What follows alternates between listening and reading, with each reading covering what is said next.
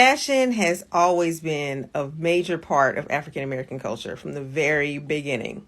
And that's why this time for Black Entrepreneur History, I'm going to talk about a lady named Elizabeth Hobbs Keckley, who became one of the most popular dressmakers in America during the 1800s.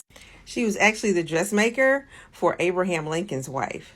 Not only was she the dressmaker for Abraham Lincoln's wife, but she was also a personal confidant. Let's get into it. So Elizabeth Hobbs Keckley was an African-American woman who was born enslaved in the state of Virginia in 1818. She was then moved to the state of Missouri, where her popularity soared for her dressmaking skills. She was so popular that she was granted permission to leave off the property of her slavers in order to go around the city of St. Louis.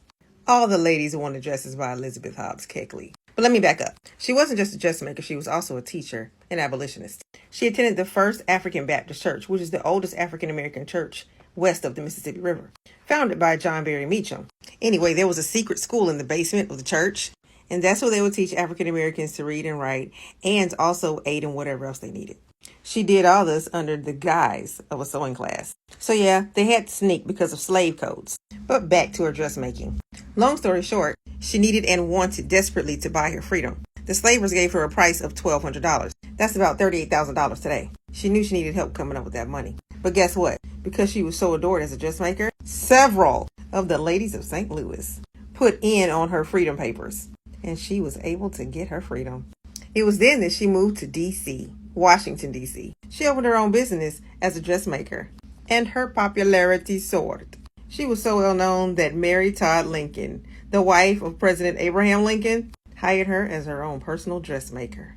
This is how Elizabeth Keckley became the confidant of Abraham Lincoln's wife. So now you see some of the most famous dresses and attire were made and crafted by an African American woman, Elizabeth Keckley. She also designed for several other politicians' wives as well. Now here's where stuff gets tricky. Elizabeth Keckley knew a lot about a lot of people. She told it all in autobiographical writings. It's all in a book called Behind the Scenes, also called 30 Years a Slave and 4 Years at the White House. Yeah, you can read it free. She had the goods on Mary Lincoln. Mary Lincoln's thoughts on other politicians, how she was left struggling. Of course, Mary Lincoln didn't have a good reputation at all amongst her peers. So Keckley said, since it's already out there, I might as well put it in my book.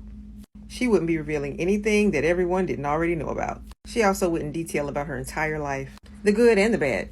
Elizabeth Keckley was also the founder of the Women's Contraband Relief Association, which helped over 400,000 African American women during the Civil War. Keckley passed away in 1907, buried in the state of Maryland, but she's not forgotten.